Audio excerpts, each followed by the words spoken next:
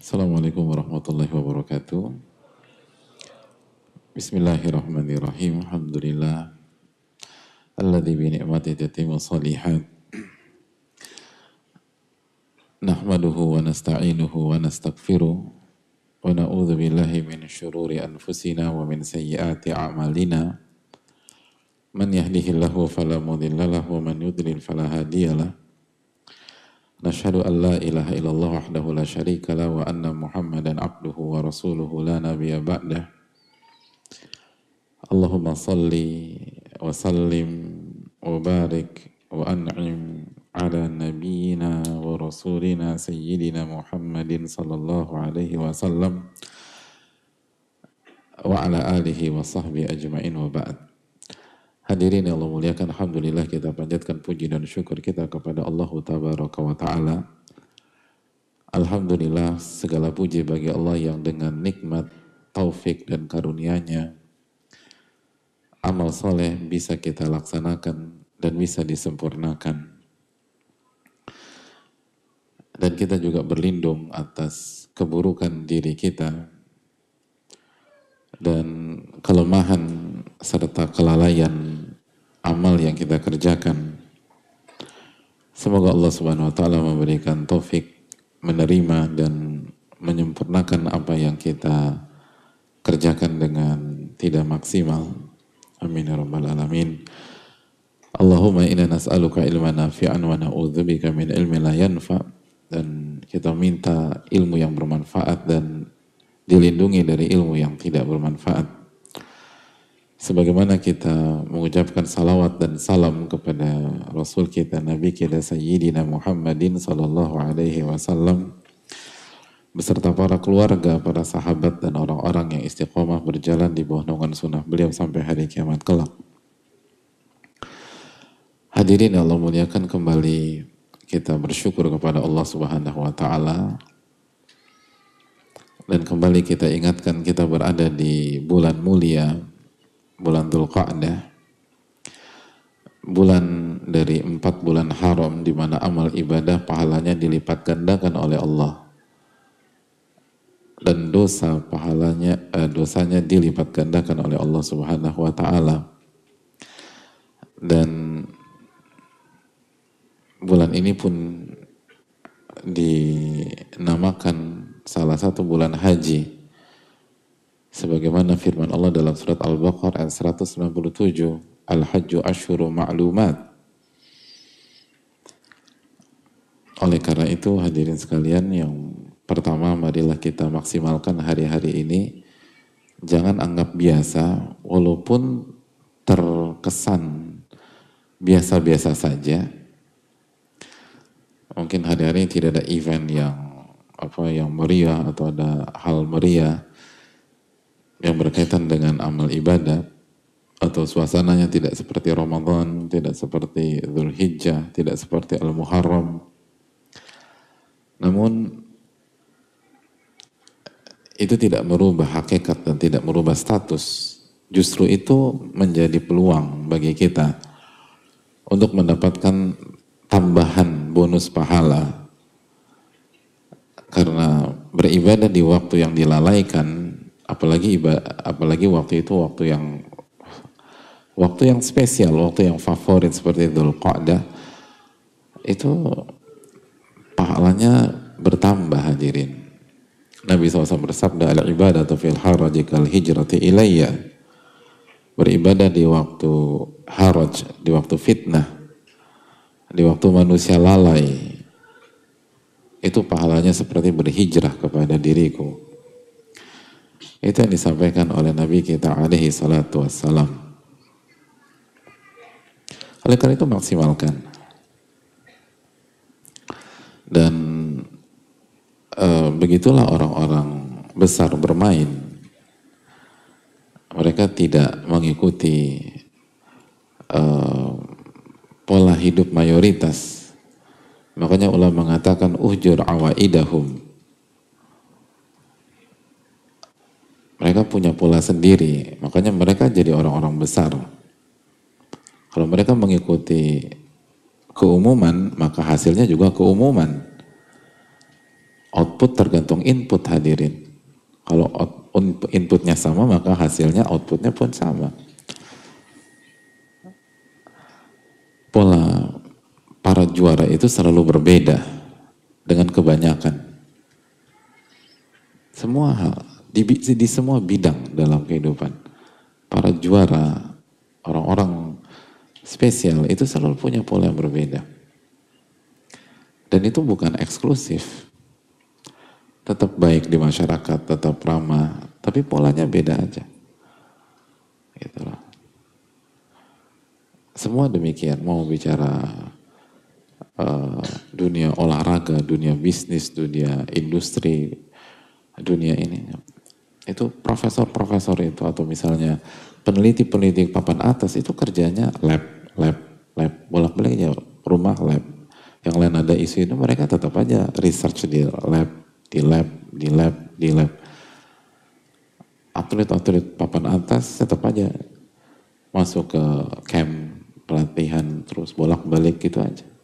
Nggak ngikutin yang apa yang ada di itu. Tanpa meremehkan, enggak, emang polanya beda. Yang lain pada makan ini, makan itu, mereka nggak ada. Mereka komit dengan program diet, mereka. Semua demikian. Makanya nggak heran orang-orang beriman, polanya pun juga demikian. Makanya ketika ilmunya mengatakan bulan ini bulan yang istimewa, maka dia akan maksimalkan. Walaupun pola di lingkungannya biasa-biasa aja. Semua orang-orang besar demikian hadirin. Oh itu kata para ulama, ujur awaidahum. Berbedalah dengan pola mayoritas. Artinya apa? Kalau yang lain tidak beribadah, kita beribadah. Makanya ketika Nabi SAW berbicara tentang qiyamul lail, apa kata Nabi SAW? Wasallu bil laili wan nasu niyam. Dan salatlah di waktu malam di saat manusia tidur. Kan itu bukan eksklusif. Cuman Anda sholat ketika mayoritas manusia tidur. Kalau ketemu mereka tetap aja baik, ramah, santun, terus bantu. Tapi begitulah orang-orang yang ingin berada di posisi yang baik, apalagi yang terbaik di sisi Rabb-Nya Subhanahu wa Ta'ala.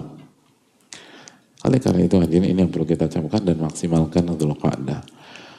Lalu yang berikutnya, kita tahu bahwa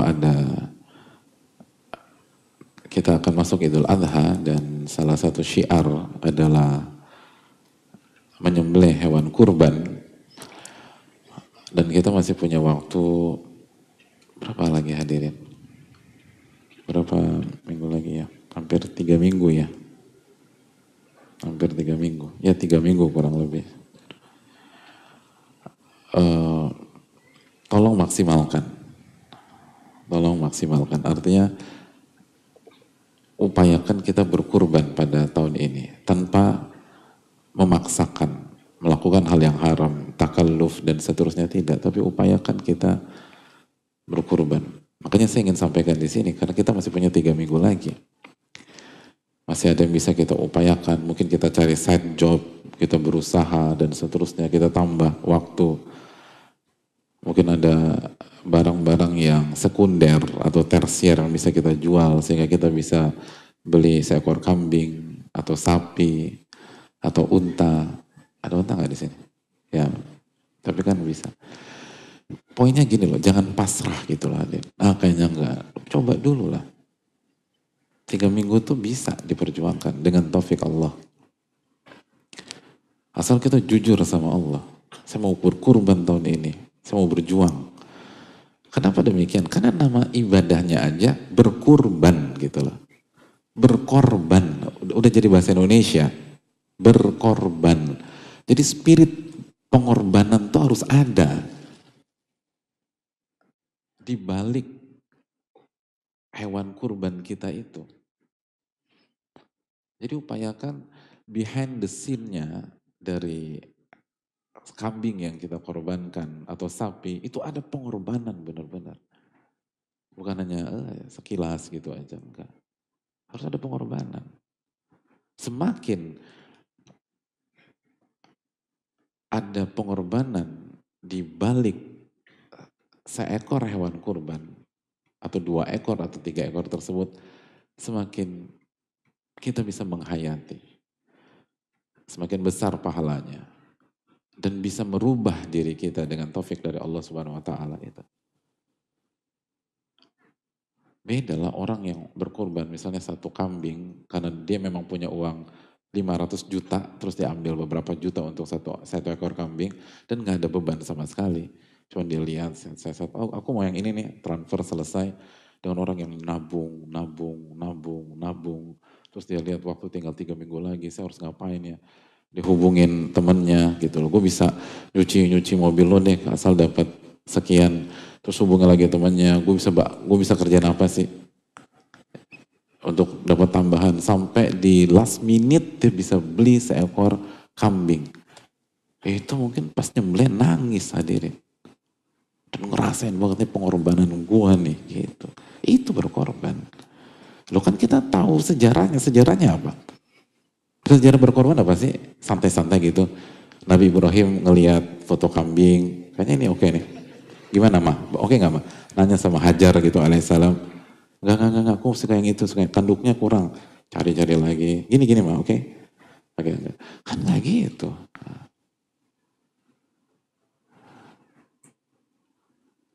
Kan nggak begitu. Inni ara fil manami anni azbahuka fanzur madza tara. Itu kan sejarahnya. Beliau bermimpi, beliau dudukkan Ismail dan mengatakan, aku bermimpi dan mimpi seorang nabi adalah wahyu. Aku menyembelihmu.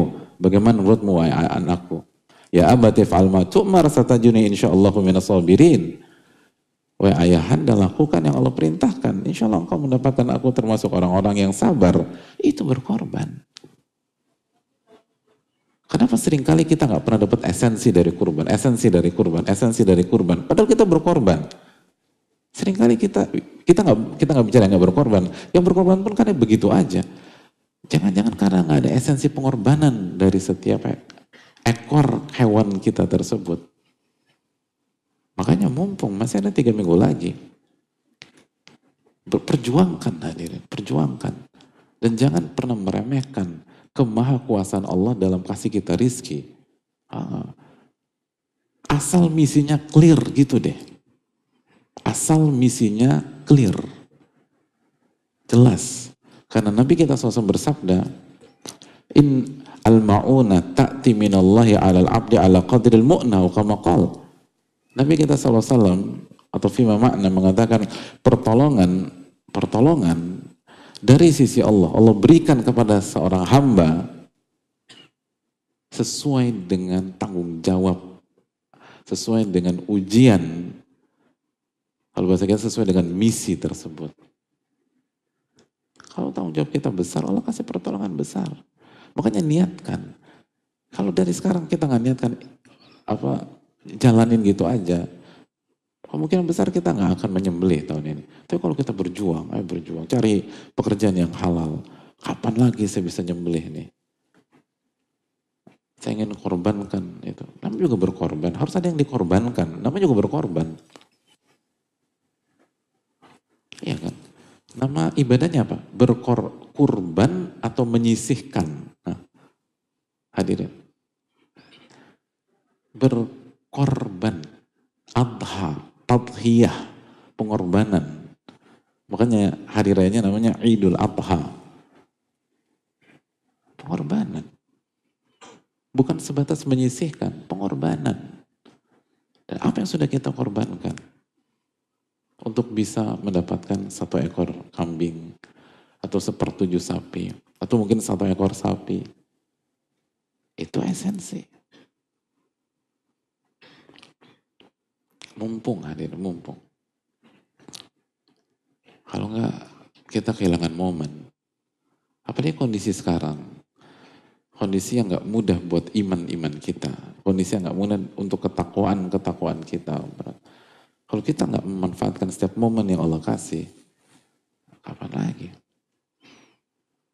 Kalau kita kelewatan Idul Adha, kapan? Oke, misalnya Muharram. Habis Muharram udah terus.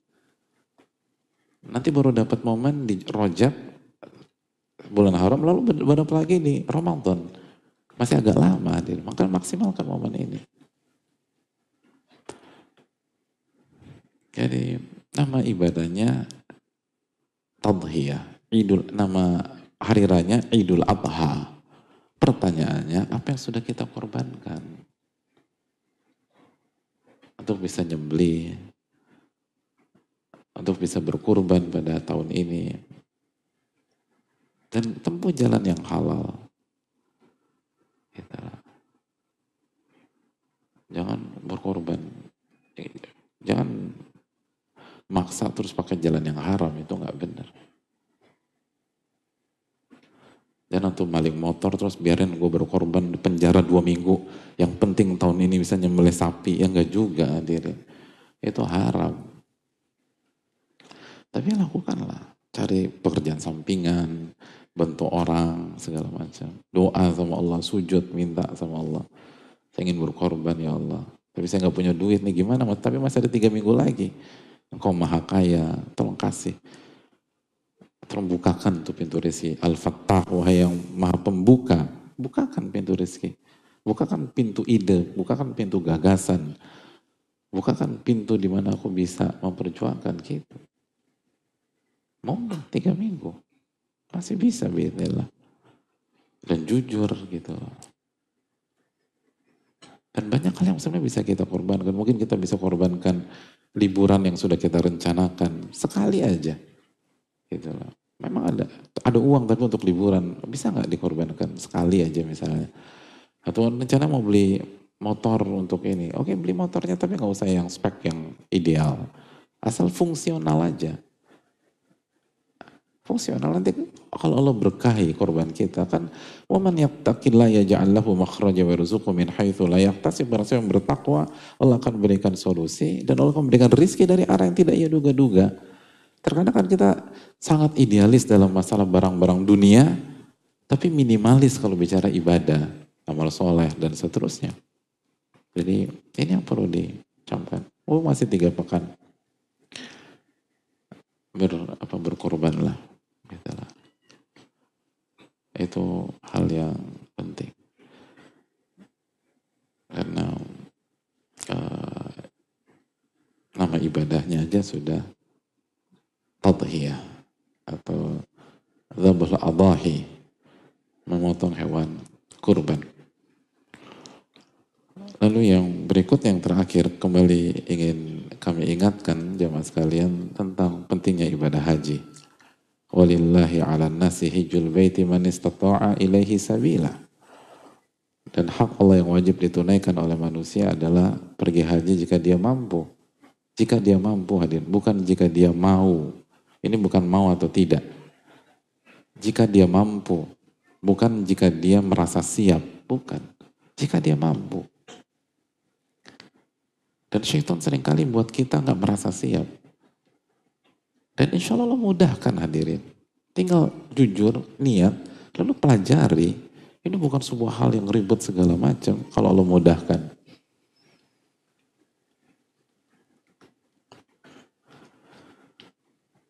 Karena sekali lagi, kenapa saya tekankan ini? Karena ini bulan haji. Atmosfer haji terus ada. Lalu yang kedua, haji beda dengan ibadah lain. Kalau kita tersadar hari ini, bukan berarti tahun depan kita otomatis punya peluang besar naik ibadah haji. Bukan. Gak sesimpel itu. Kalau puasa, oke, habis saya kan puasa. Ini daftar dulu gitu loh. Dan secara umum daftar antriannya luar biasa hadirin. Beberapa hari yang lalu saya baca berita Jakarta itu sudah, tapi saya nggak tahu itu benar apa enggak. 50 udah. 50 tahun, benar. 50 tahun, benar gak sih? Kalau itu benar, 50 hadirin. Antum punya anak nih hari ini, antum daftarin, dia anak haji umur 50 tahun. Coba tanya diri kita, usia berapa kita? Oke 30 Ustaz. Ya udah 50 tahun, 80 tahun. Kalau benar ya saya nggak tahu mungkin nih korosnya, tapi saya baca sendiri.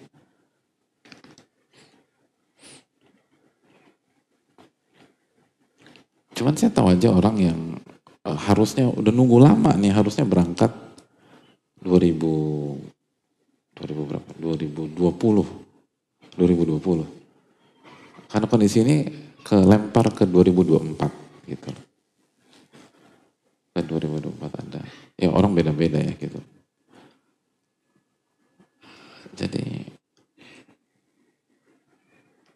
coba kita sadari itu. Ini enggak. Jadi jemaah sekalian niatkan dan mulai tujukan. Ini rukun Islam yang kelima hadir. Kelima. Dan Allah cuma minta sekali aja seumur hidup ya. Sekali seumur hidup. Masa nggak bisa?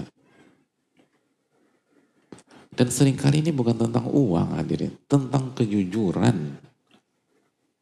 Ada banyak orang nggak punya uang berangkat itu loh. Dengan cara yang halal. Dengan jalur yang dibolehkan. Karena ada banyak orang, banyak duit nggak berangkat-berangkat. Dan mungkin salah satunya kita, jujur aja. Makanya saya coba pulang ke rumah, lihat tuh barang-barang yang kita beli. Khususnya barang-barang sekunder dan tersier. Lalu total itu barang. Lalu lihat berapa biaya naik haji. Lalu kita renungkan, kalau dari awal kita niatkan, lalu kita prioritaskan, mungkin udah 10 kali kita naik haji. Ketika ngeliat tuh barang-barang. Lalu kita bilang gak mampu, ya bisa aja sih excuse kan depan manusia gampang. Tapi di hadapan Malik Yaumiddin, bisa kita bilang kita gak mampu. Ketika Allah bertanya, kenapa gak berangkat? Kenapa gak haji? Dan bandingkan dengan firman Allah Subhanahu wa taala tentang jamaah haji, tentang orang beriman. Wa adzin fin nasi bil haji ya'tuka rijalan wa ala kulli dhamirin ya'tina min kulli fajjin amiq. Dalam surat Al-Hajj ayat 27 Allah berfirman, dan undanglah manusia untuk mengerjakan ibadah haji.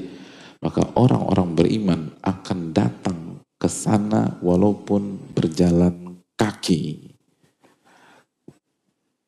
Dan naik onta yang kurus. Maksudnya nggak idealis, walaupun nggak ada semua kendaraan nggak ada, kecuali onta berangkat naik onta, itu maksudnya. Ya'tina min kulli fajjin amiq, dan mereka datang dari segala penjuru dunia yang jauh. Gak ada excuse. Orang beriman tuh diundang datang dia. Lalu bagaimana dengan kita? Kalau bisa ditempuh jalan kaki, datang jalan kaki. Itu firman Allah. Al-Hajj 27. Coba kita pulang kita baca lagi tuh ayatnya.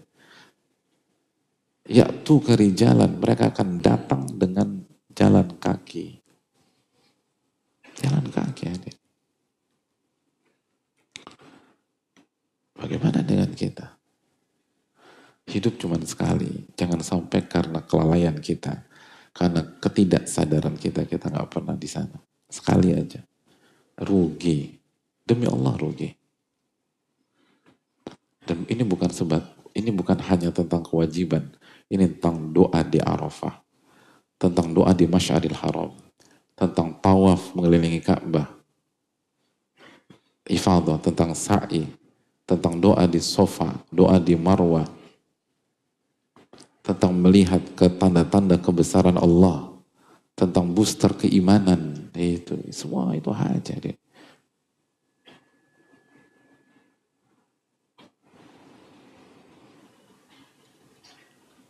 Inna awwala baitin wudi'a lin-nasi lalladzi bi Bakkah mubaraka wa hudan lil alamin.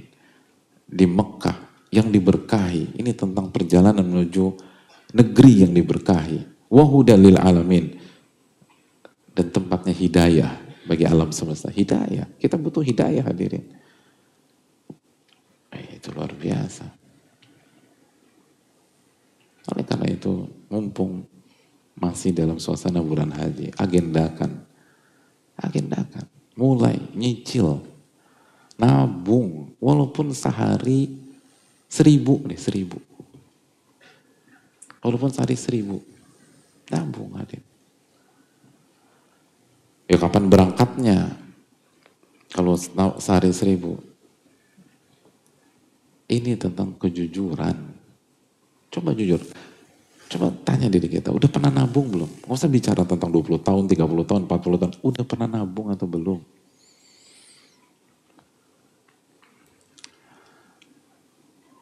Ada orang hadir, ada ini. Jujur dia pengen naik haji. Setiap hari 5.000. 5.000. Dia buat celengan haji, setiap hari nabung 5.000.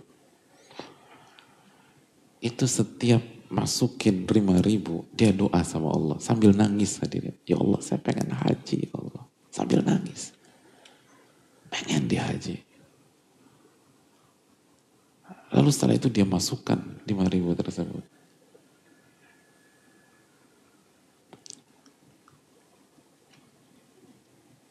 Ayo, antum yang jago matematik. Kalau 5.000 sehari, kira-kira berapa tahun lagi dia berangkat? 35 juta dianggap aja. Berapa tahun berangkat? Ini anak IPS semua. Ya Allah. Berapa tahun? 35 juta.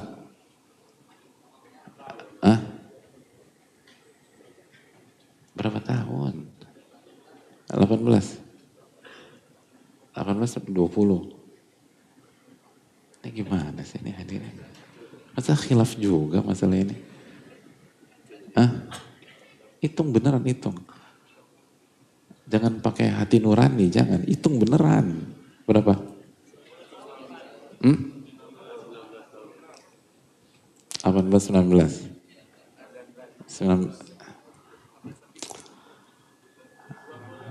20, Masya Allah. Udah, pokoknya di atas 15 tahun ya. 18-an, 19. Semakin kita diskusi, semakin gak jelas ini forum seperti apa. Itu kalau 3, sesimpel itu. Coba kita renungkan lagi, sekarang emang polanya demikian? Enggak kan? 55 juta kita daftar. Setelah daftar baru keluar berapa tahun kita nunggu. Gitu loh. Jadi 25 juta kita daftar, baru kita lihat berapa tahun kita nunggu.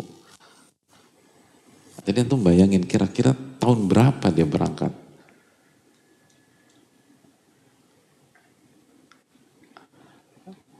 Namun walillahil fadlu wal minnah. Beliau berangkat setahun kemudian.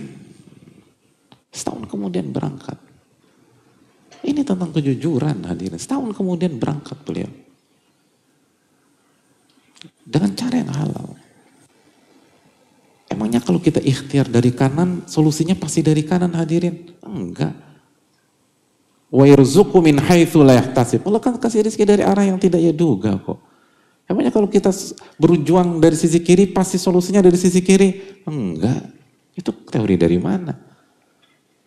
Hajar nyari air bolak-balik, sofa, marwah, sofa, marwah, sofa, marwah. Solusinya dari mana? Di sofa? Bukan. Marwah? Bukan. Antara sofa, marwah? Bukan. Solusinya dari mana? Dekat Ka'bah, Zam-Zam keluar. Bukan sofa, bukan marwah.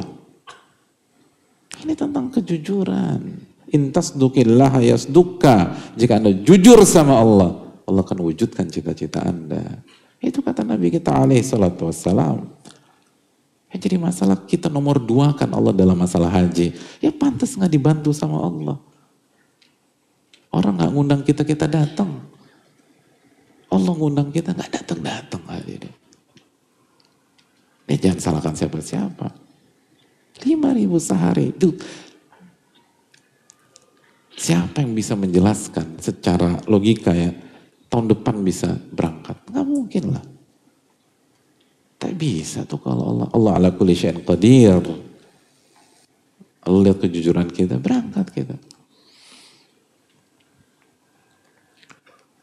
Analogi simpel. Jamaah nih, orang paling kaya sejawa, paling kaya sejawa, bukan Jakarta lagi, sejawa. Ngundang sahabat kita undang sahabat kita. Ada pernikahan anak kita undang. Temen sahabat kita di Surabaya. Pas kita undang, pas lagi nggak punya duit ini sahabat kita. Tapi sahabat sejati kita nih, nggak punya duit. Tapi dia pengen hargain kita. Dia pengen muliakan kita. Dia nabung. Bahkan mungkin dia perjuangkan gimana caranya bisa ke Jakarta PP. Bahkan mungkin dia jual motornya untuk bisa PP. Nanti motor kayak kita cari lagi aja. Gampang kok insya Allah. Yang penting penuhi dulu nih undangan sahabat saya. Terus kita dengar perihal sahabat kita ini yang lagi berjuang untuk bisa jadi tamu kita dari sahabat kita yang lain. Sahabat kita bilang, lo tahu kan si Fulan, tahu kan Mas Joko kan? Iya, kenapa? Lo undang nggak dia? Iyalah, itu kan sahabatan. Dia lagi nggak punya duit tuh. Tapi dia pengen banget ngargain lo sebagai tuan rumah. Dan gue dengar dia lagi nawarin motornya misalnya. Saya mau tanya, antum sebagai orang paling kaya sejawa, mendengar sahabat antum demikian, apa yang antum mau lakukan? Doain, semoga dia panjang umur. Betul, Masya Allah. Udah itu aja. Emang gak punya perasaan antum ya.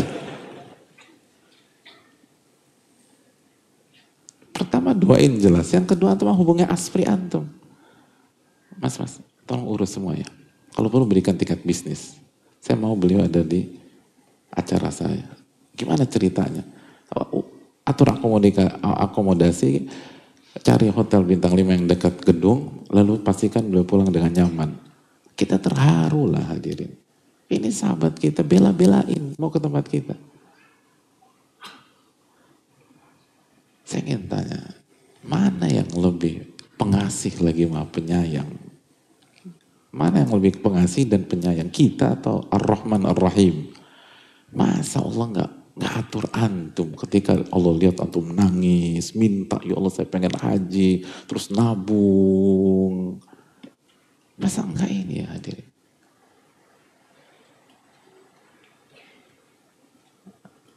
Masa Rob kita nggak bantu kita hadirin? Suudzon sekali kita sama Allah Subhanahu Wa Taala. Itu buruk sangka hadirin. Cuman masalahnya kita nggak berjuang. Kita tidak mengagendakan. Pokoknya perlu mengagendakan. Makanya nggak berangkat-berangkat. Sampai 40, 50, 60 tahun nggak pernah berangkat. Karena memang tidak memprioritaskan. Bukan nggak mampu.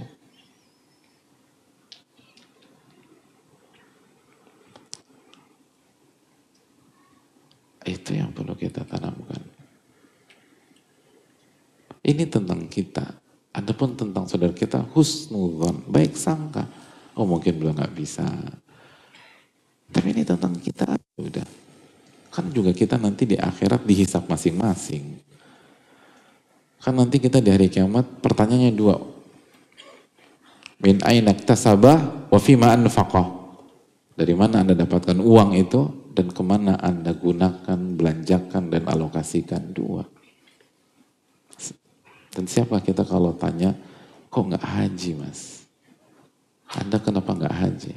Kalau di total-total kekayaan Anda bukan orang kaya, tapi kalau dihitung bisa nih sebenarnya berangkat. Itulah hadirin. Coba kita renungkan bersama-sama. Allah Ta'ala alam. Jadi dua hal ini karena ini kita berada di momentumnya. Rugi hadirin kalau kita nggak berangkat. Haji itu indah hadirin. Indah. Dan nagih kata para ulama. Orang kalau jujur hajinya berangkat sesuai dengan tuntunan Nabi SAW. Pengen berangkat lagi. Bukan udah puas. Alhamdulillah aku udah puas. Enggak. Pengen lagi ke sana. Pengen ke sana lagi. Pengen ke sana lagi. Makanya Sa'id bin Musayyib 40 kali haji hadirin. Sa'id bin Musayyib. Al-Aswad haji umrah 80 kali. Al-Aswad. Itu para ulama kita.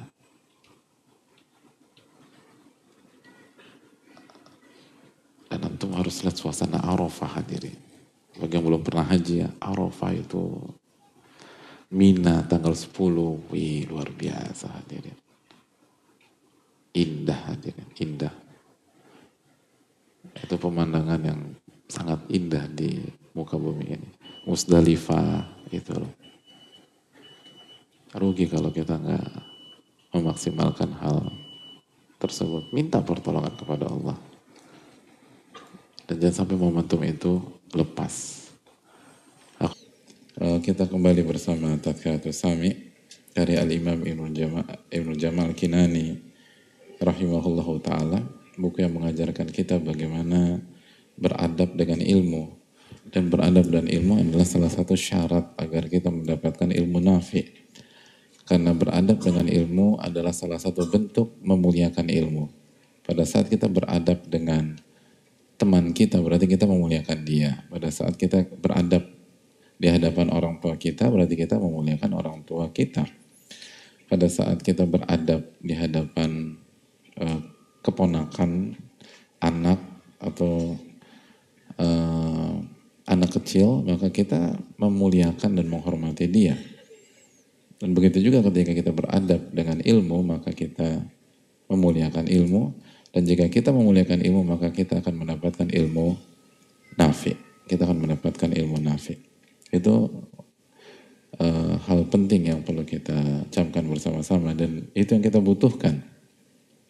Sebagaimana yang dijelaskan Imam Asy-Syafi'i rahimahullahu ta'ala, innamal ilmu ma nafa' wa laysa ma hufidh. Ilmu itu yang bermanfaat dan bukan hanya sebatas dihafal. Walaupun hafalan itu sangat penting, dan Imam Asy-Syafi'i rahimahullahu ta'ala salah satu ikon hafalan, salah satu simbol kekuatan hafalan yang dimiliki oleh dunia ilmu. Tapi walaupun demikian, beliau menyampaikan innamal ilmu ma nafa' wa laysa ma hufidh. Atau kama qala, sesungguhnya ilmu itu yang bermanfaat, bukan hanya sebatas yang dihafal. Dan ini pelajaran besar bagi kita, sehingga kita harus cantik dalam berinteraksi dengan ilmu. Kata sebagian para ulama, dijelaskan Syekh Saleh, al-ilmu jamil wa la yunalu illa bil jamal. Ilmu itu indah, maka tidak bisa diraih kecuali dengan cara yang indah juga. Gak bisa kita suka-suka, mentang-mentang cerdas, mentang-mentang jenius, lalu kita suka-suka dengan ilmu, gak bisa. Simpel aja lah, ketika kita berhadapan dengan orang jenius dan pintar gitu, cerdas, lalu dia suka-suka ngadepin kita, kira-kira kita mau kasih pengalaman kita gak ke dia? Kira-kira kita mau kasih ilmu kita gak ke dia? Falillahil mathalul a'la, apalagi Allah tabaraka wa ta'ala. Kalau kita suka-suka dengan ilmu, kita dengerin sambil ngangkat kaki, sambil korek kuping, sambil minum segala macam, sambil makan kuaci, sambil segala main karet, lalu petak, lalu dibuat balon, terus mancung ke muka kita. Betul, mungkin kita ngerti, karena kita jenius gitu. Langsung kita dengar sekali hafal, tapi apakah dapat ilmu nafi? Gak akan dapat ilmu nafi. Gak akan dapat ilmu nafi. Satu-satunya cara mendapatkan ilmu nafi adalah dengan beradab saat berinteraksi dengan ilmu tersebut. Kata Imam Ahmad, al-ilmu mawahib, ilmu itu pemberian. Ilmu nafi itu pemberian dari Allah SWT. Artinya gak bisa hanya sekedar dengan kekuatan kita bisa dapatkan itu. Tapi kalau maklumat, data bisa. Tapi kalau udah ilmu nafi nggak bisa. Itu harus benar-benar tadarru, beradab kepada Allah Subhanahu Wa Taala. Baru Allah akan kasih kita ilmu tersebut. Makanya kan wattaqullah wa yu'allimukumullah, dan bertakwalah kepada Allah dan Allah akan ajarkan kalian ilmu. Maka hadirin sekalian, pentingnya kita mengkaji kitab-kitab ulama yang berkaitan dengan adabut talab, adab menuntut ilmu dan adab berinteraksi dengan ilmu. Karena ini yang perlu kita luruskan, karena banyak orang berpikir ilmu agama seperti ilmu dunia yang bisa didapatkan dengan cara apapun, dengan sarana apapun, yang penting kita ngerti, yang penting kalau ujian bisa ngejawab, yang penting kalau ditanya bisa mengerjakan. Enggak, beda. Ilmu agama itu beda. Ilmu agama itu beda. Kalau ilmu itu tentang hafalan, Allah tidak akan turunkan wahyu pertama hanya 5 ayat. Iqra bismi rabbikal ladzi khalaq, khalaqal insana min 'alaq, Iqra wa rabbukal akram alladzi 'allama bil qalam 'allamal insana ma lam ya'lam. Ngapain 5 ayat? Mereka itu hafalannya luar biasa, hadirin. Mereka dulu di zaman Nabi SAW itu dengar 100 bait sekali dengar hafal. 100 bait sekali dengar hafal. Kenapa cuma 5 ayat? Terlalu mudah bagi mereka. Tapi ini bukan tentang hafalan. Ini bukan hanya tentang memahami, walaupun hafalan penting. Gak akan jadi ulama kalau kita gak hafal. Pemahaman jelas penting. Dijelaskan para ulama, pemahaman adalah anugerah dari Allah SWT. Tapi bagaimana ilmu itu nafi', bermanfaat bagi diri kita, kehidupan kita, karakter kita, sikap kita, pola pikir kita, langkah-langkah kita, cara kita bicara, cara kita merespon, kapan kita bicara, kapan kita diam, kapan kita melangkah ke kanan, kapan kita melangkah ke kiri, dan itulah yang dinamakan faquhu, saral fiqhu sajiyah. Ilmu itu menjadi karakter yang tidak bisa dipisahkan dari seorang hamba. Itu yang menjadi PR besar kita ketika kita hijrah, ketika kita berubah. Bukan hanya sekedar, oh aku tahu, aku ngerti. Enggak. Maka kita harus beradab dengan ilmu. Dan ini buku yang mengajarkan kita adabul ilm, dan buku ini dijelaskan dan disyarah oleh para ulama kita. Dan kita masih melanjutkan adab yang ke-8, adab bagi para ulama dan juga bagi penuntut ilmu, karena penuntut ilmu mengikuti guru dan ulamanya. Man yaqra, fadhal. Ustaz.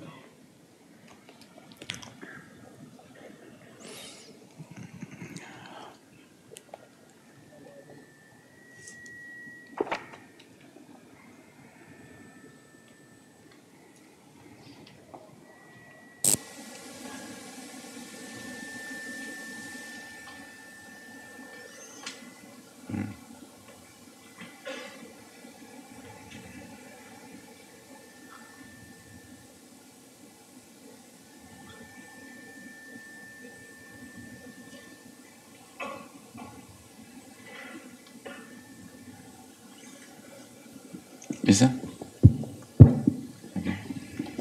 Assalamualaikum ilaikum. Waalaikum. Bismillahirrahmanirrahim. Alhamdulillahi rabbil alamin. Wa sallallahu wa sallama wa baraka ala nabiyyina Muhammadin wa ala alihi wa sahbihi ajma'in.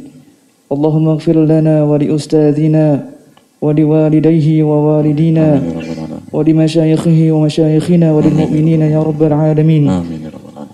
قال الإمام بدر الدين أبو عبد الله محمد بن إبراهيم بن سعد الله بن جماعة الكناني الشافعي رحمه الله تعالى.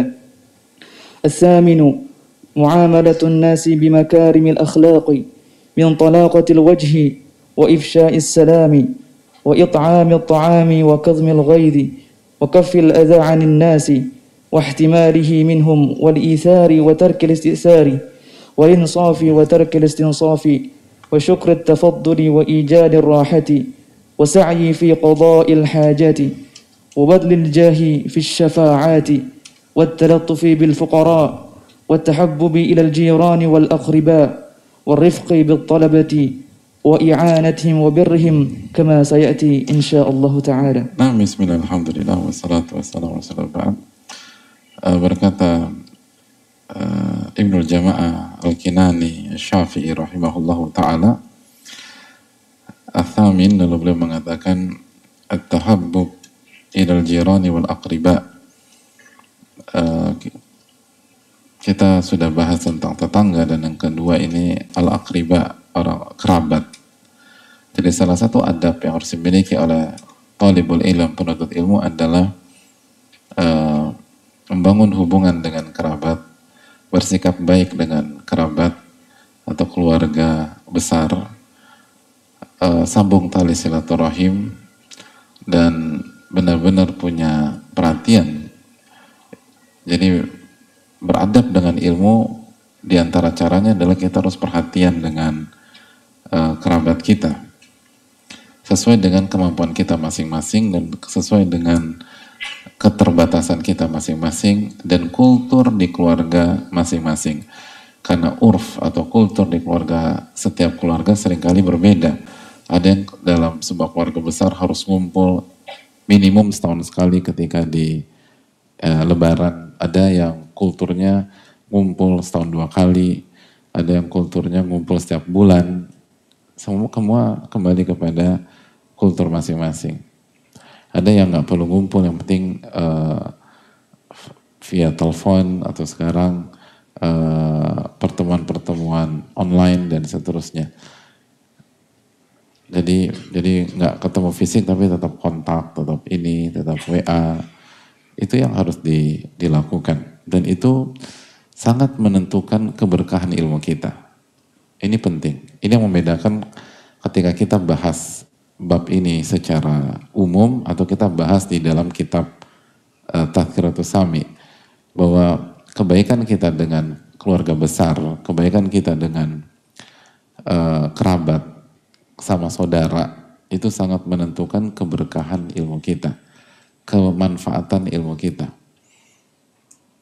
Itu hal. Dan tidak ketika atau ketidaknyamanan yang dirasakan mungkin oleh sebagian kita ketika menghadapi keluarga besarnya, itu bukan alasan untuk tidak berlaku baik bersama mereka.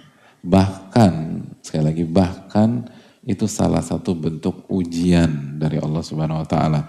Sebagaimana para nabi dan rasul pun diuji dengan keluarga besarnya.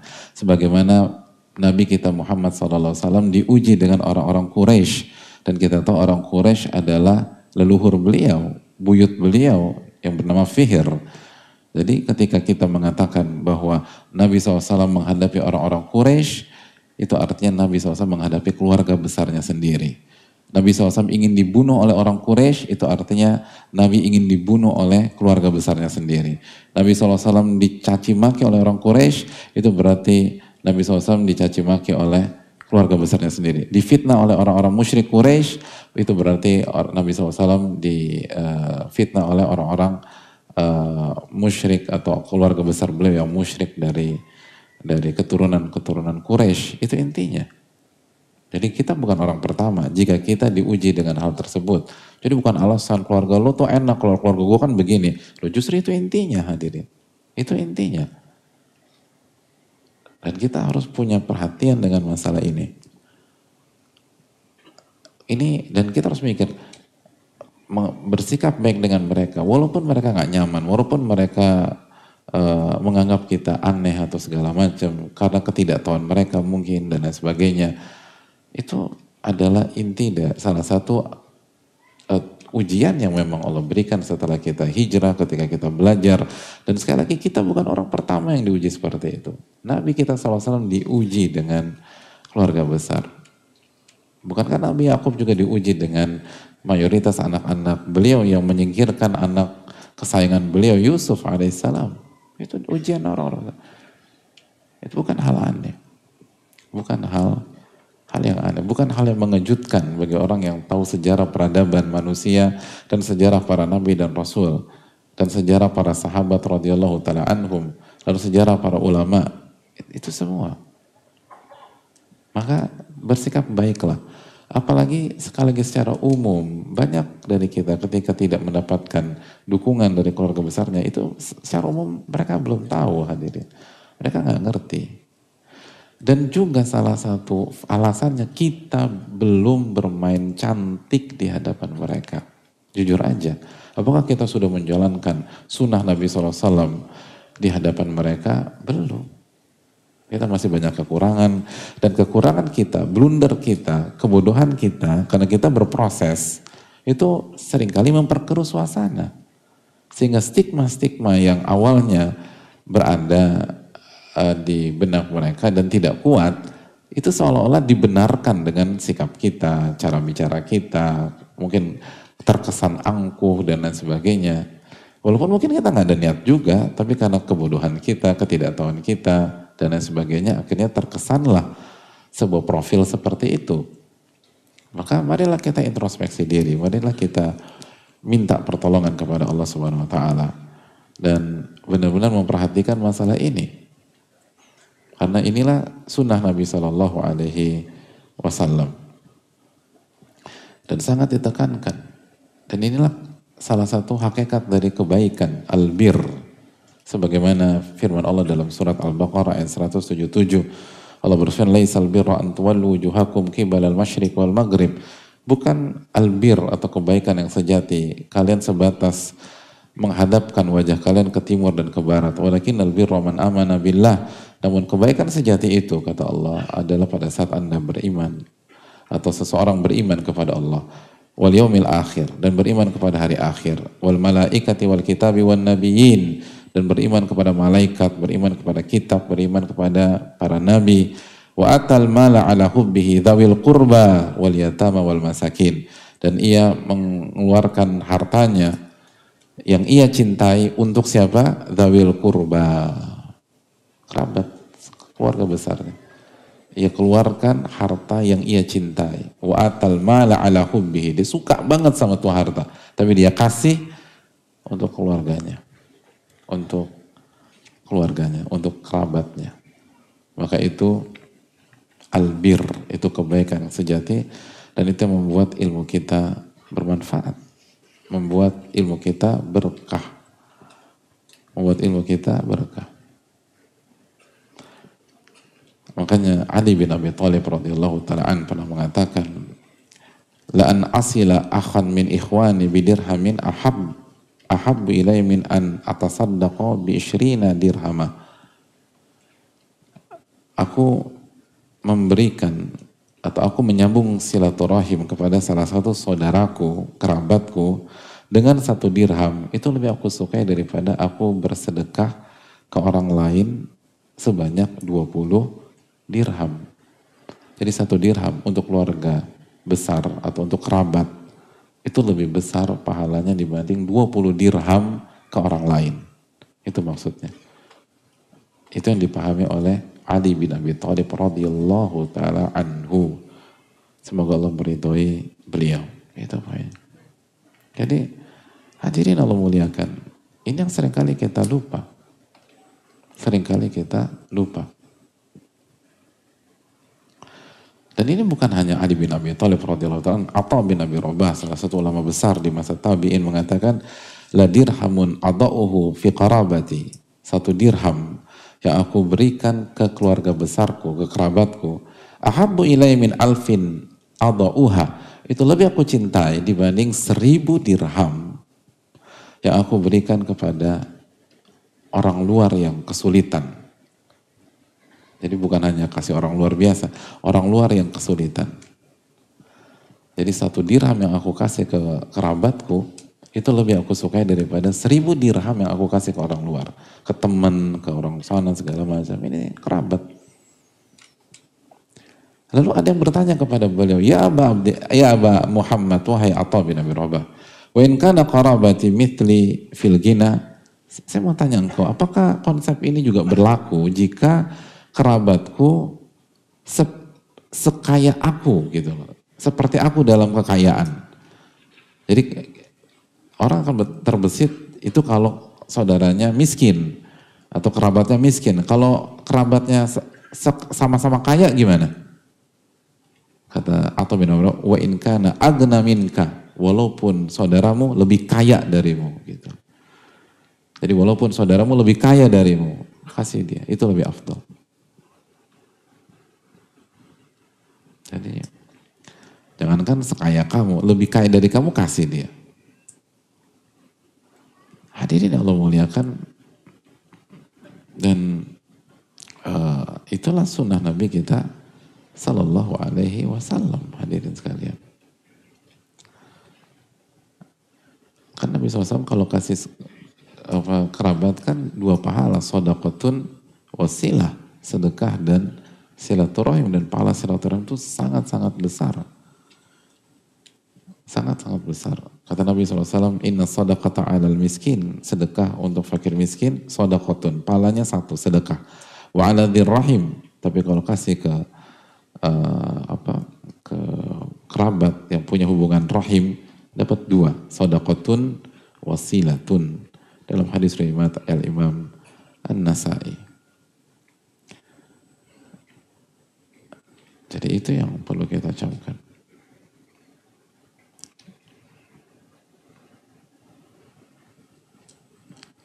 Kalau kerabatnya nyebelin gimana? Itu pahalanya lebih besar. Ya benar, pahalanya lebih besar. Kata Nabi SAW ketika ditanya tentang di antara pahala sedekah yang terafdal apa? Aladzi rahimin kasih. Kasih ke kerabat yang nyebelin gitu. Yang suka zalim sama kita, kasih. Jadi bukan dikat, bukan kasih. Itu keberkahan ilmu. Keberkahan ilmu. Dan itulah hakikat tadi silaturahim. Makanya kita tahu dalam hadis Al-Bukhari, Nabi kita SAW mengatakan apa? Laisal wasil bil mukafi. Silaturahim itu bukan seorang mukafi. Apa artinya mukafi? Mukafi itu orang yang membalas jasa. Balas budi, beda. Silaturahim itu bukan orang yang membalas budi. Walakinnal wasil alladhi idza qata'at rahimuhu wasalaha. Orang yang menyambung silaturahim adalah orang yang apabila hubungannya diputuskan oleh salah satu kerabatnya atau kerabatnya, dia sambung. Wasalah, dia sambung. Idza qata'at rahimuhu idza qata'at rahimuhu wasalaha.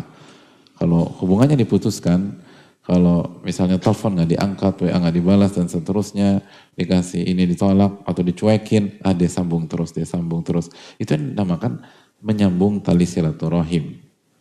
Jadi beda antara silaturahim dengan mukafaah. Kafaah itu dia baik, kita baik gitu loh. Dia ngirim hadiah, kita kirim balik. Dia kirim makanan, kita kirim makanan gitu loh. Kan gitu. Jadi dia kirim misalnya soto Betawi, kita kirim soto ayam gitu loh. Jangan cuma kirim empingnya doang, dikirim soto Betawi, cuma kirim emping. Biar komplit Pak Ustadz. Ya beda lah, dia kasih main course, kita kasih ini. Kita kasih main course juga dong gitu loh. Itu mukafi, balas budi gitu loh. Tapi kalau silaturahim dari kata wasala yasil, menyambung. Yang artinya menyambung, sebelumnya nggak terjalin, disambung sama dia. Awalnya terputus, disambung. Itu silaturahim. Susah, makanya pahalanya gede hadirin.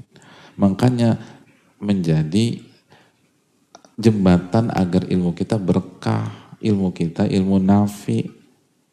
Karena memang makan hati.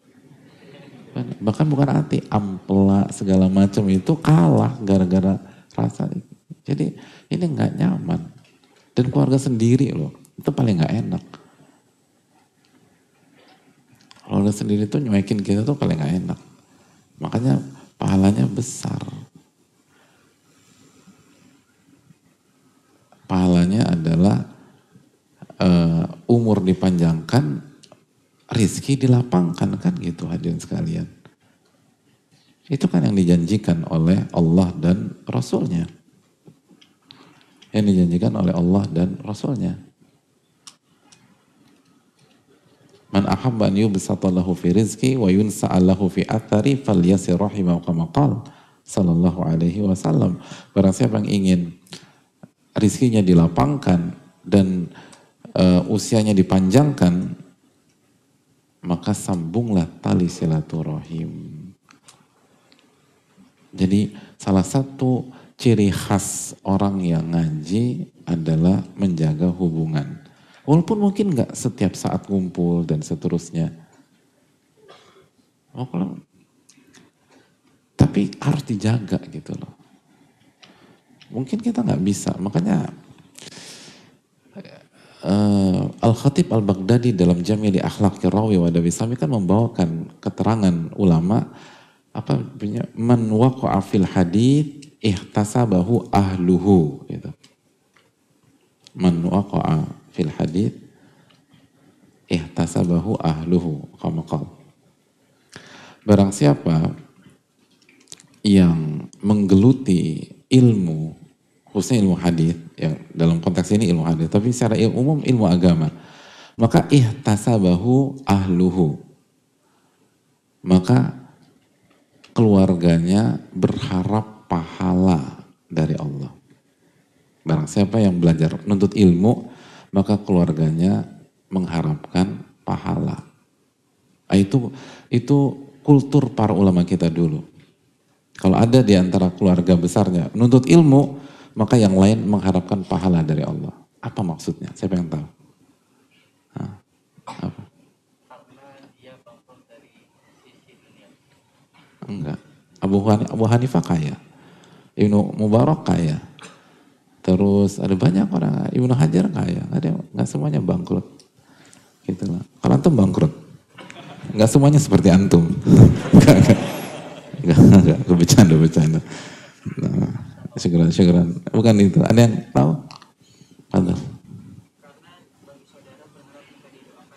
Saudaranya minta didoakan ya. Keluarga besar kita ada ulamanya, ada ustadznya, kita doakan. Ya, alhamdulillah. Enggak benar juga. Tapi dikasih juga. Kita nggak punya waktu, saya jelaskan aja. Maksudnya adalah kata para ulama, maksud dari itu nggak salah.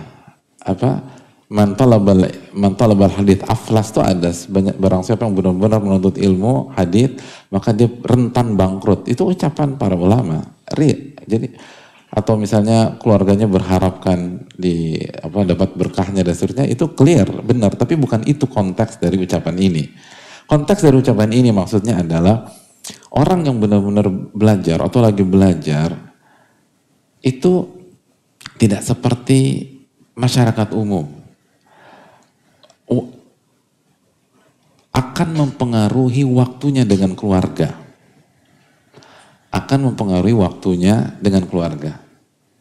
Karena dia harus belajar, dia harus ngafal, dia harus kejar ini segala macam kajian. Akhirnya yang biasanya, kalau dulu sebelum dia belajar sering ngumpul bareng, sekarang nggak bisa lagi.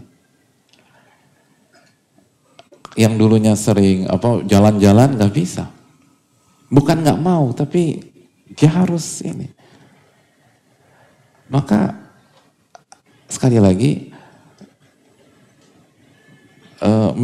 ketika dia menyelami ilmu, itu ada dampak ke keluarganya. Secara duniawi, secara waktu, dan lain-lain.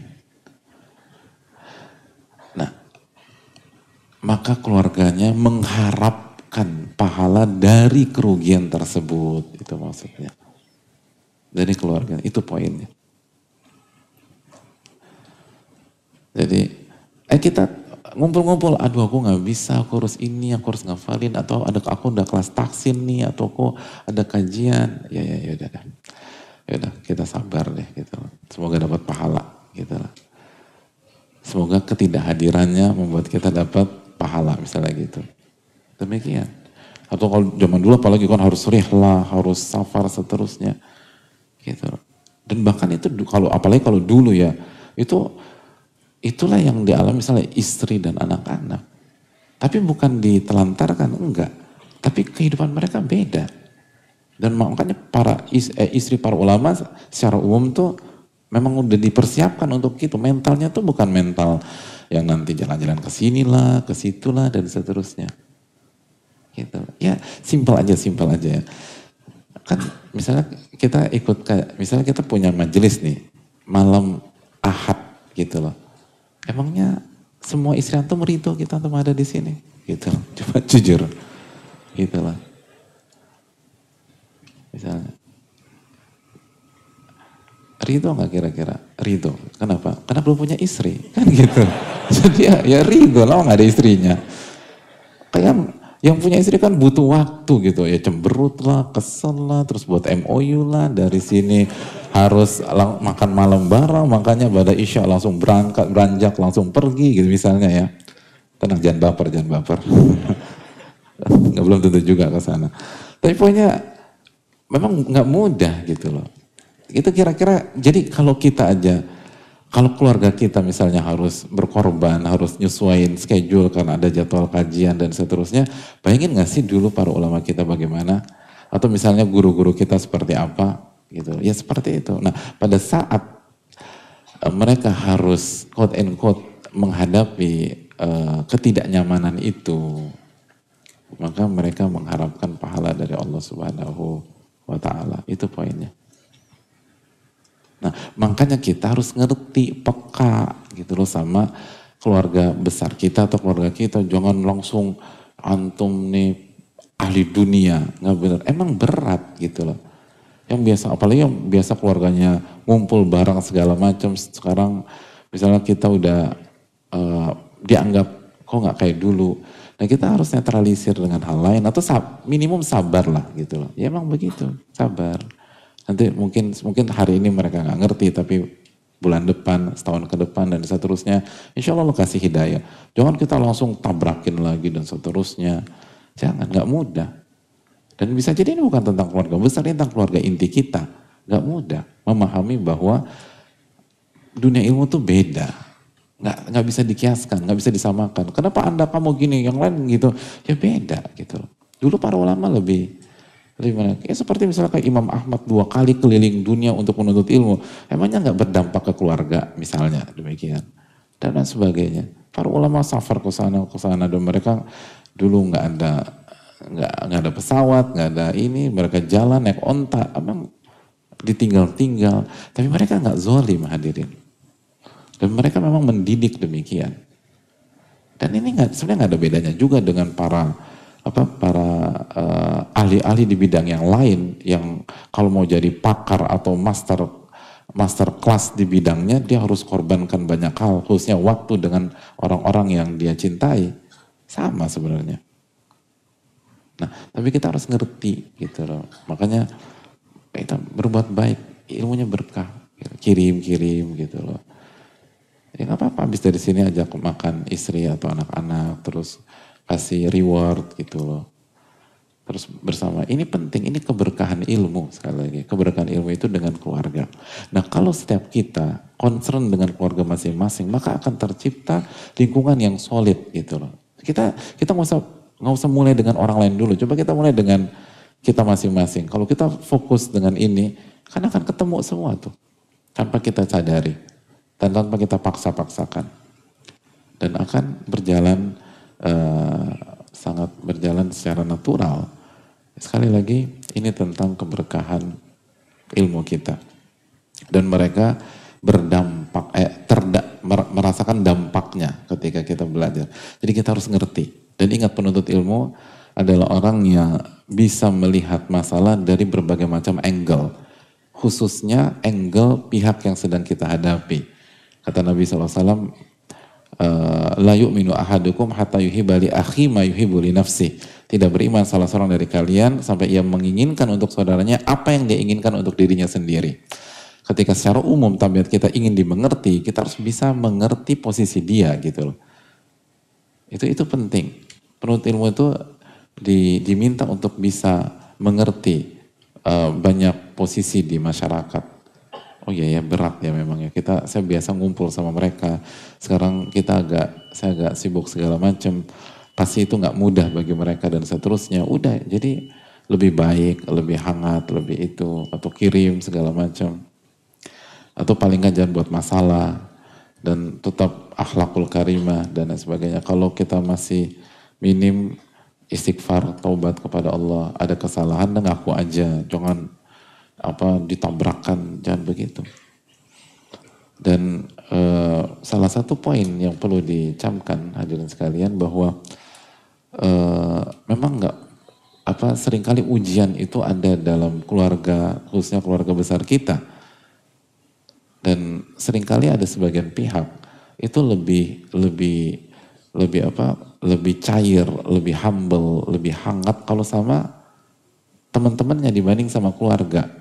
Dan bukan karena bermuka dua, bukan. Namun ketika sama keluarga, dia sudah terpakem dengan pola yang puluhan tahun. Sehingga dia susah untuk merubah itu. Beda dengan ketemu teman-teman pengajiannya atau teman-teman di luar sana. Dia membangun pola baru. Dia bangun pola baru. Tapi kalau sama keluarga, itu udah pola puluhan tahun. Bangun pola baru.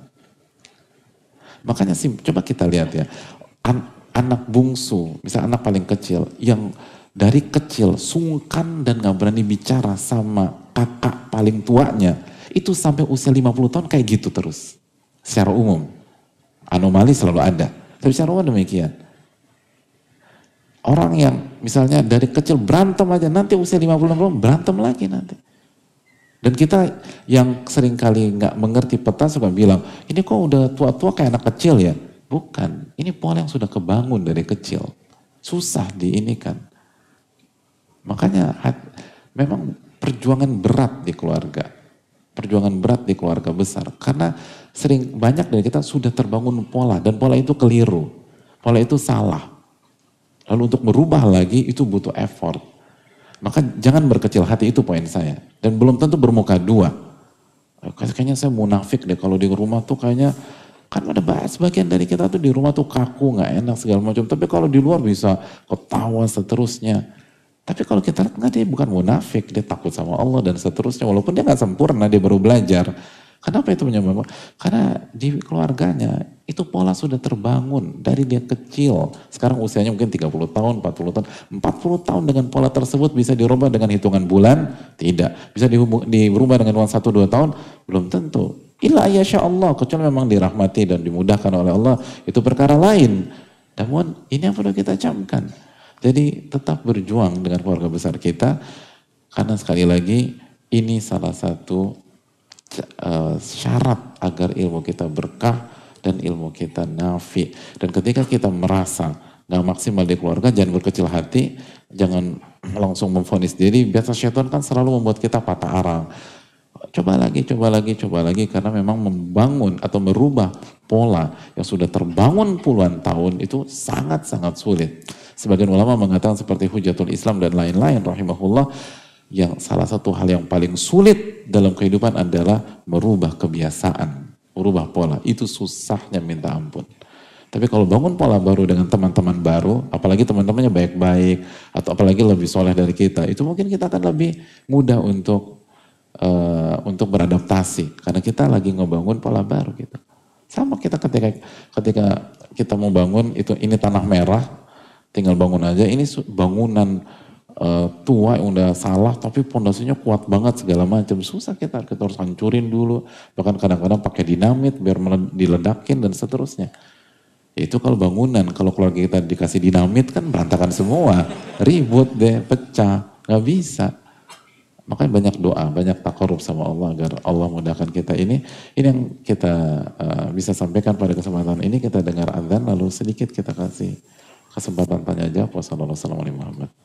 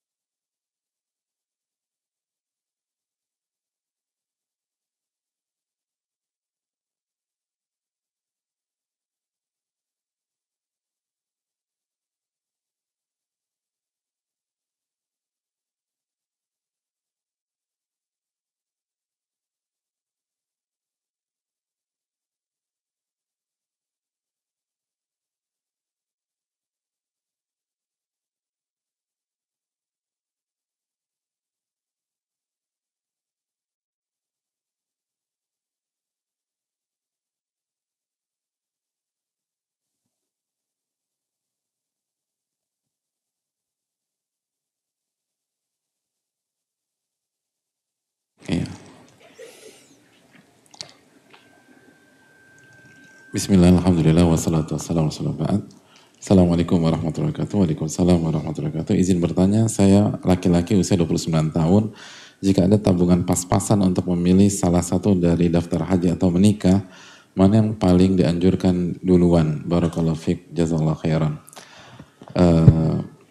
Sebagaimana dijelaskan para ulama, khairul umur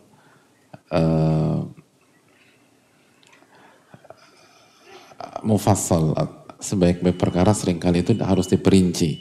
Jadi maksud saya nggak bisa harus diperinci, setiap kasus beda-beda. Setiap kasus beda-beda. Contoh misalnya, kalau misalnya kita 29 tahun, terus kita khawatir diri kita jatuh pada zina.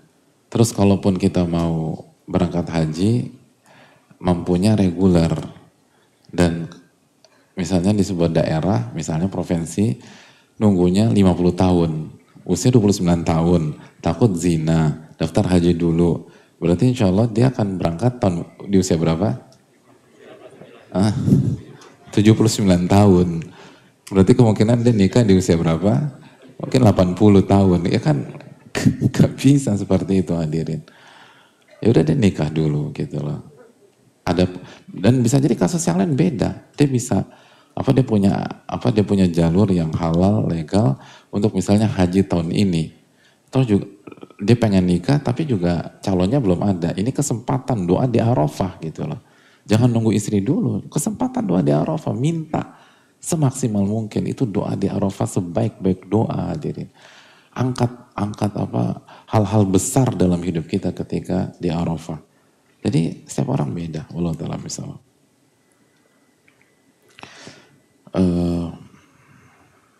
Mana ini hadirin?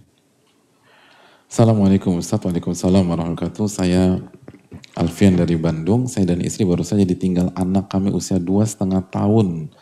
2 bulan yang lalu qadarullah tenggelam di kolam ikan. Bagaimana cara mengatasi penyesalan atas meninggalnya anak kami, padahal kami tidak pernah lalai menjaga anak sebelumnya. Hanya pada hari itu saja kami seolah disibukkan dengan urusan lain. Apakah ajal dan caranya sudah ditentukan sebelum manusia lahir? Terima kasih Ustaz. Ya jelas. Hadirin yang Allah muliakan. Yang pertama, saya ingin menjelaskan dari 2 sisi ya. Sisi yang pertama, sebelum kejadian. Semoga bermanfaat bagi yang lain gitu loh. Ini menunjukkan bahwa pentingnya kita isti'anah, minta pertolongan sama Allah dan jaga hak Allah Subhanahu wa taala. Makanya kan kata Allah Subhanahu wa taala, "Wala takunu kalladzina nasullaha fa ansahum anfusahum." Itu kan ayat dalam sekali dalam surat Al-Hasyr. "Wala takunu kalladzina nasullaha fa ansahum anfusahum." Jangan sampai seperti orang-orang yang lupa kepada Allah, maka Allah akan buat mereka lupa terhadap diri mereka sendiri. Itu ngeri, hadirin. Jadi kita bukan lupain orang, tapi melupakan diri kita, kepentingan kita. Jadi ini pelajaran berharga, jangan pernah lupa sama Allah. Minta pertolongan kepada Allah. Itu sebelum kejadian.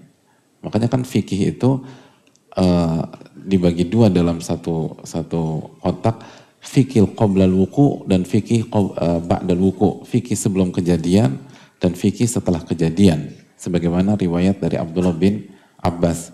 Jadi kalau sebelum kejadian, ini pentingnya taufik, ini pentingnya jaga hak Allah, hadirin. Karena kalau misalnya kita lupa sama Allah, Allah tinggal simpel aja. Allah buat kita lupa sama diri kita. Bukan lupa ke hal yang ribet-ribet, enggak. Lupa sama diri kita. Lupa sama keluarga kita gitu loh. Kayak nggak sadar tiba-tiba fatal aja. Makanya kan kata para ulama, "Lau lam yakun 'aunun minallahi lil fata fa awwalu ma yajri 'alaihi ijtihaduhu." Kalau bukan karena pertolongan Allah kepada seseorang, maka yang pertama kali menghancurkan dia adalah blundernya sendiri. Minta pertolongan sama Allah. Tapi sekali lagi ini bukan untuk yang bertanya. Ini untuk kita semua. Karena ini harus ditekankan. Karena kita gampang lalai, tiba-tiba lewat aja. Adapun bagi yang bertanya, semoga Allah Subhanahu wa taala memberikan taufik untuk bisa bersabar, untuk bisa beriman dan ridho terhadap takdir Allah Subhanahu wa taala. Dan yakinlah semua muqaddar. Katakan qaddarallahu ma syafa'al, apa yang qadar Allah, ini sudah ditakdirkan Allah, dan apa yang Allah inginkan pasti terjadi.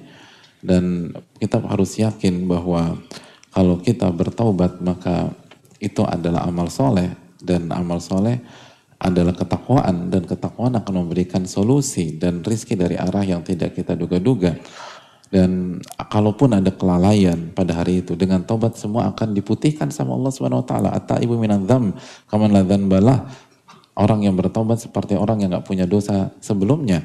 Lalu yang berikutnya, semoga sekali lagi anak kecil yang belum balik yang wafat akan dikumpulkan dengan Nabi Ibrahim alaihissalam dan akan memberikan syafaat kepada kita dan seterusnya. Jadi ini hal yang ini tabungan, dan siapa yang nggak pernah lalai? Jadi jangan salahkan diri kita.